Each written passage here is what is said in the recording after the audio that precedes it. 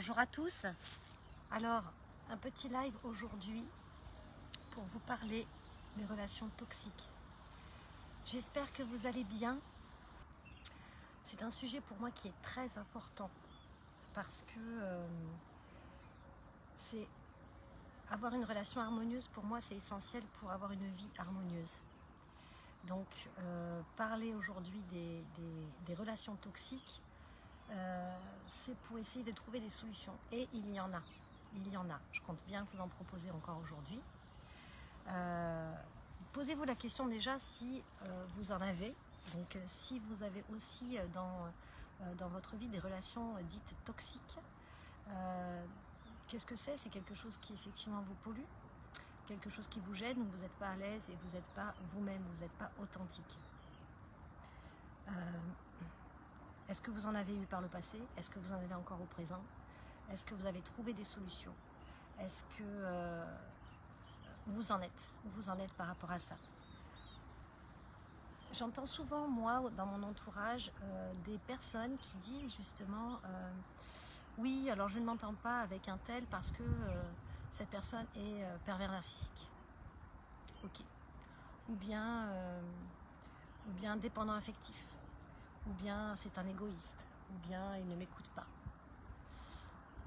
Je ne sais pas si vous vous rendez compte, mais c'est assez...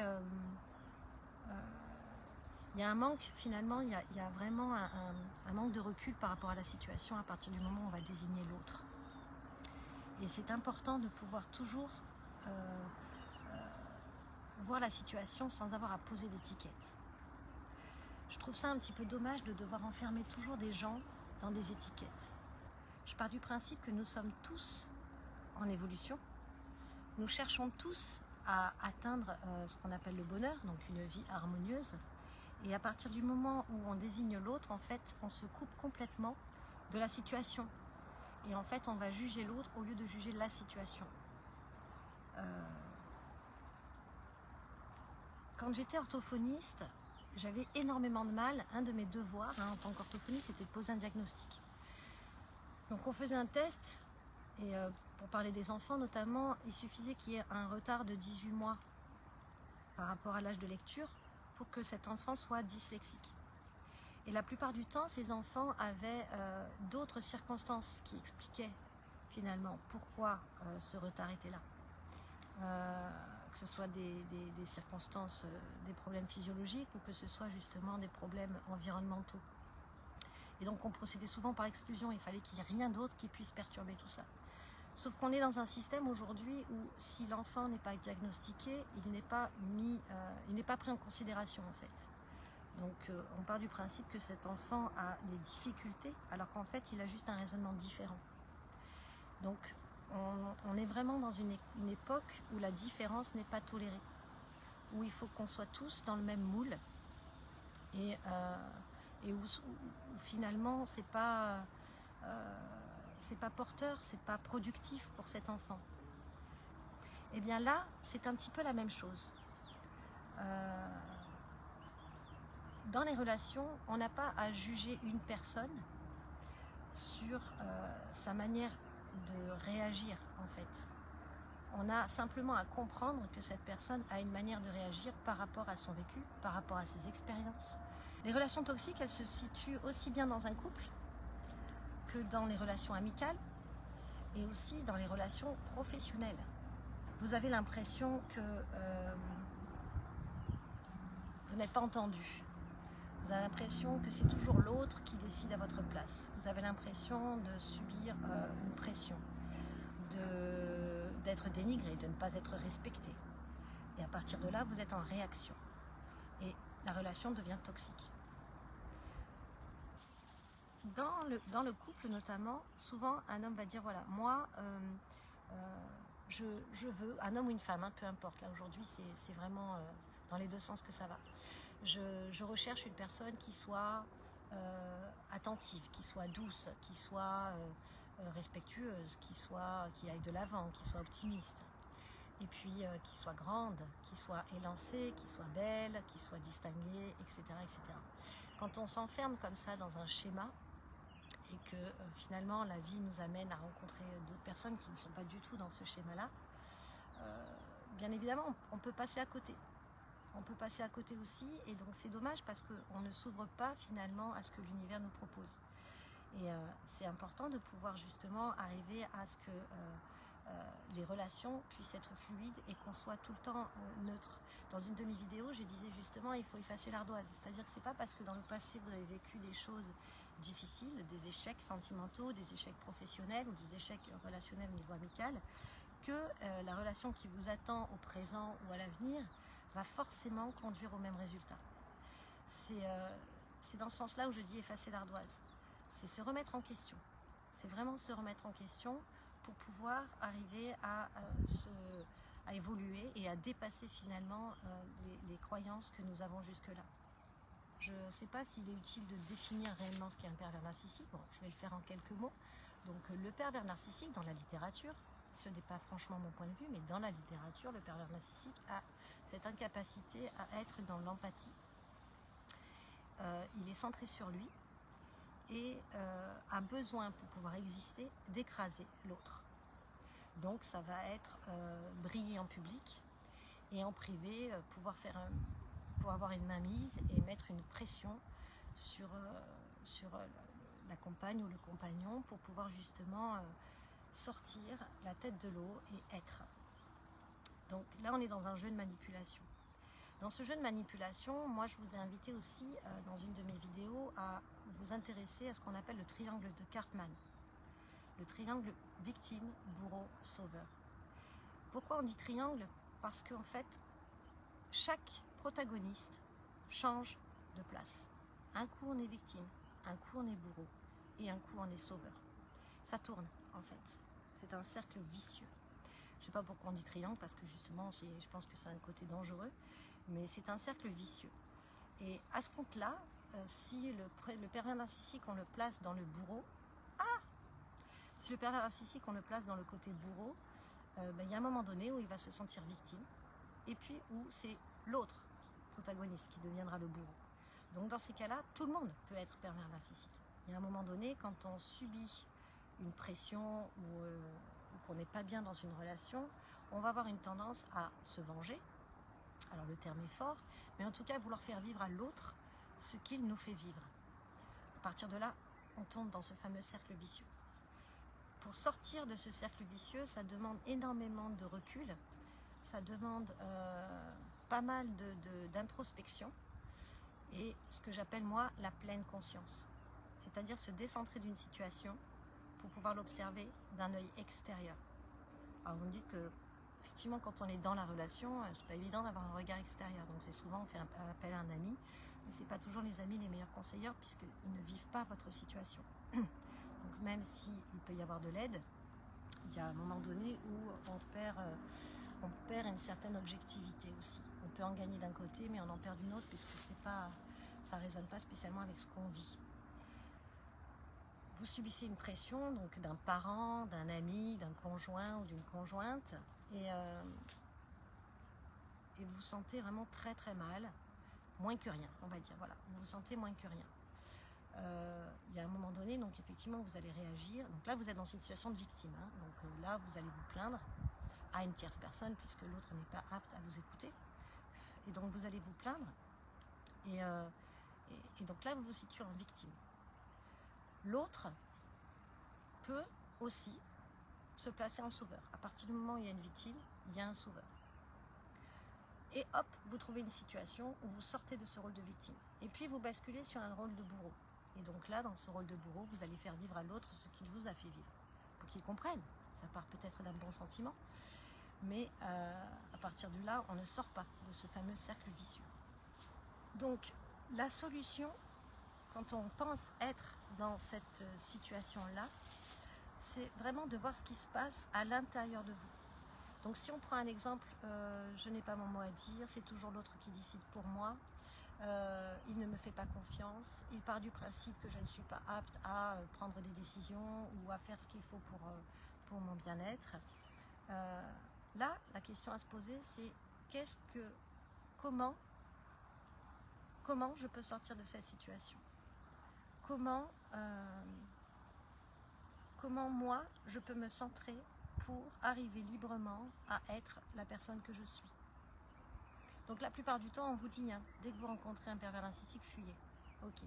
Dans la littérature, on trouve aussi, lorsqu'on a un pervers narcissique, forcément, il est en lien avec une personne qui est dite empathe. Puisque l'empathe, justement, c'est quelqu'un qui va ressentir la souffrance de l'autre et donc qui va essayer finalement d'être sauveur et de régler le problème de l'autre. Là aussi, c'est très dangereux. Parce que quand on s'implique, on perd énormément d'énergie. Souvent, quand on est en contact d'une personne dite pervers narcissique, on est en fuite énergétique et on s'épuise. Et on en perd toute lucidité et tout discernement. Maintenant, si on continue dans ce processus-là, on va avoir des gens qu'on va catégoriser en pervers narcissiques et d'autres qu'on va catégoriser en victimes. Et on va rester comme ça avec des situations qui sont figées. Moi, je pars du principe que toutes les personnes sont en évolution, constante. Donc, un pervers narcissique, effectivement, à partir du moment où il prend conscience qu'il a besoin d'écraser les autres pour pouvoir être, a besoin de faire un travail sur lui. La victime, elle doit faire un travail sur elle pour comprendre pourquoi elle se situe tout le temps dans cette situation de victime. Pourquoi elle a besoin de se plaindre? Donc, il y a un besoin d'attention, un besoin de reconnaissance, un besoin d'amour. Et en même temps, cette situation, elle vous conforte dans cette idée que vous devez absolument reprendre votre puissance, reprendre votre pouvoir sur la situation. Donc, fuir, ok, s'il n'y a pas d'autre solution, parce qu'effectivement, il y a cette fuite énergétique qui fait qu'on perd tout discernement. Donc, fuir, prendre du recul, mais en même temps, faire un travail sur soi pour casser ce schéma de victimisation constante.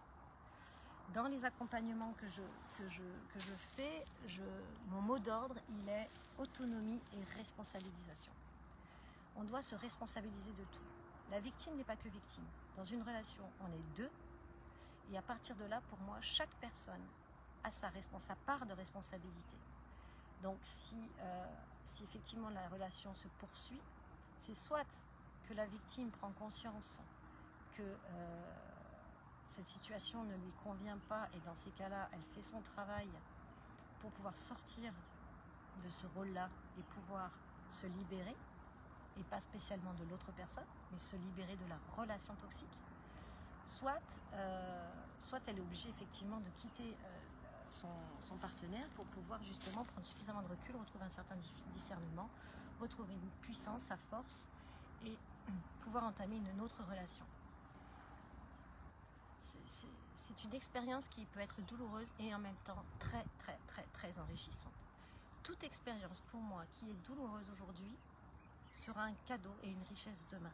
À partir du moment où on fait ce travail d'introspection, qu'on essaye de chercher l'apprentissage et qu'on en tire une leçon pour pouvoir faire mieux demain.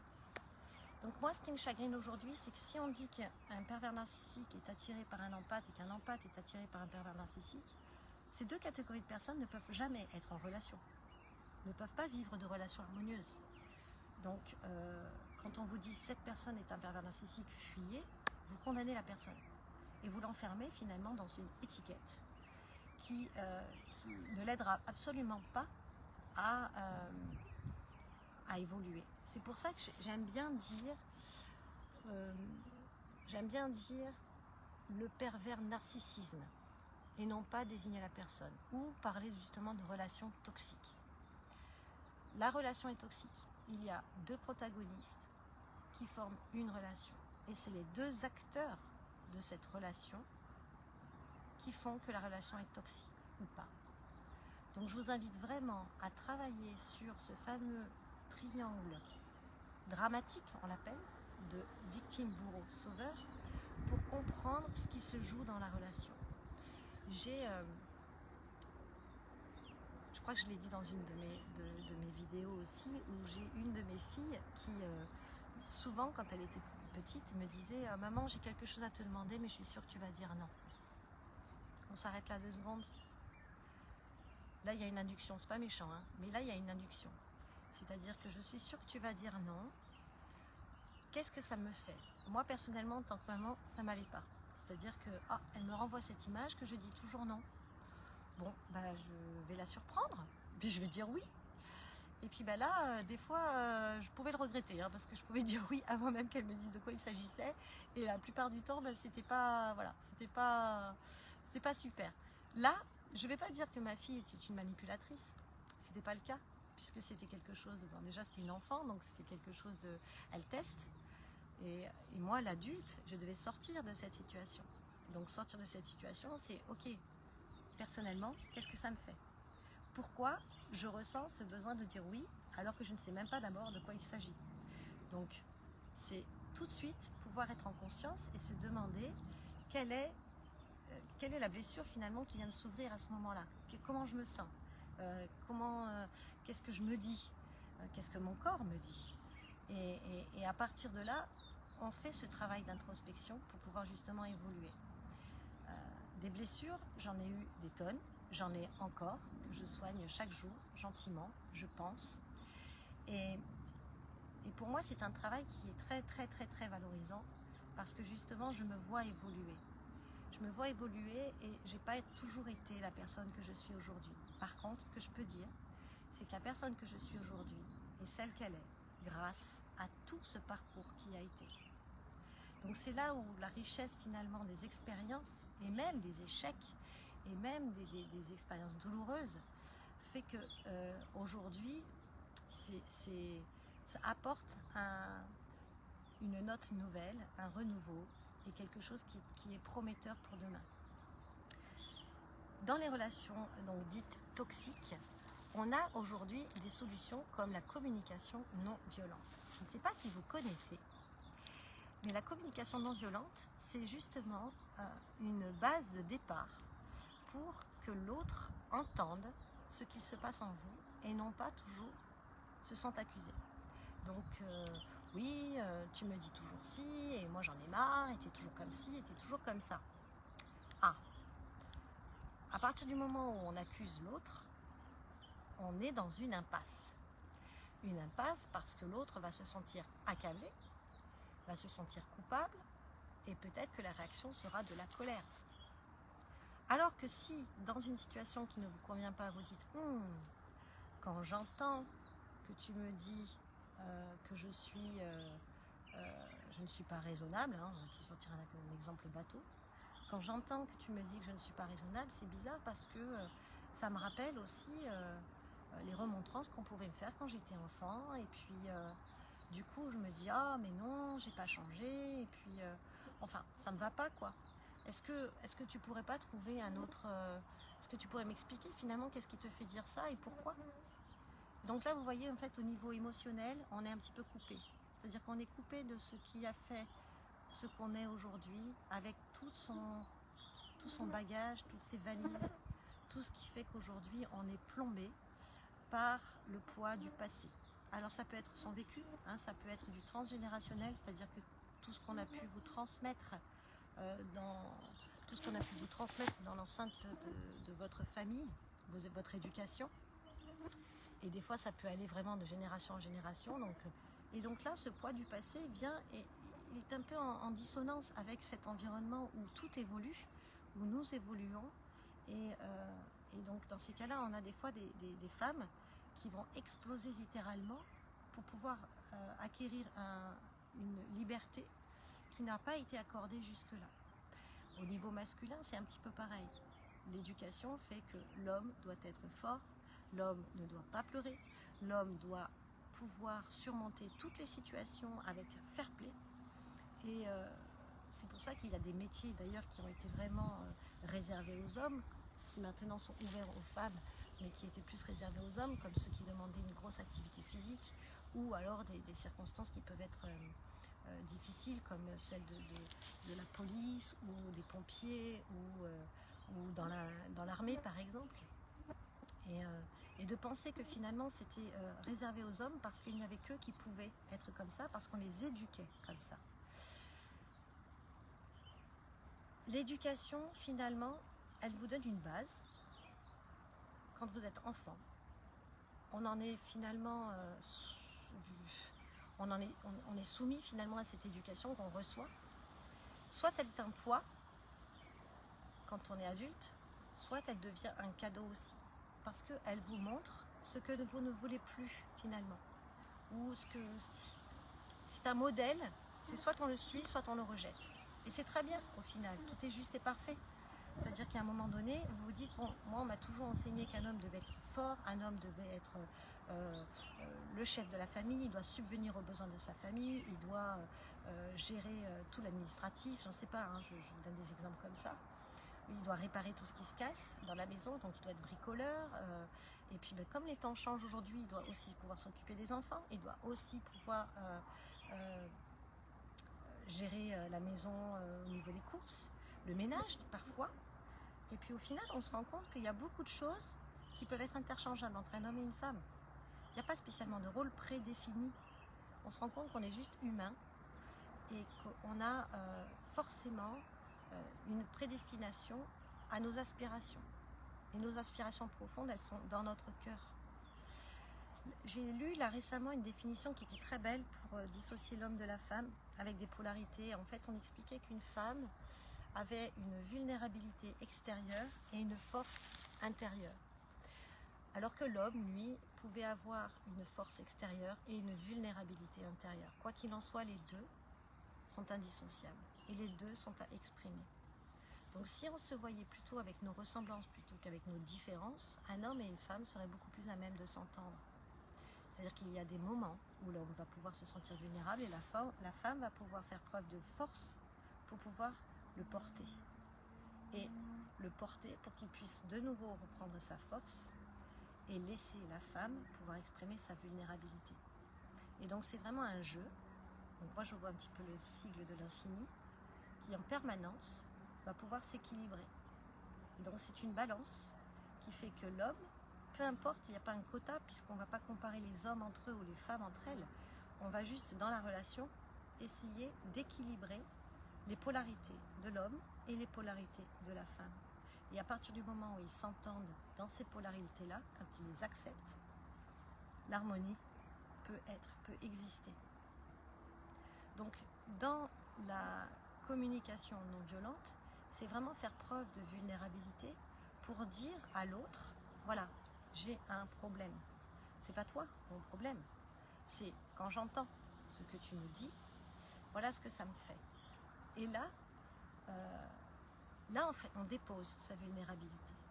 Et là, on peut exprimer à l'autre finalement ses faiblesses et non pas dans l'espoir que l'autre puisse être un sauveur, non.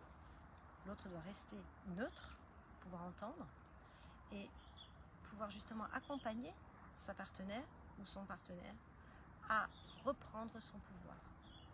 Donc la confiance aussi est de mise dans la relation.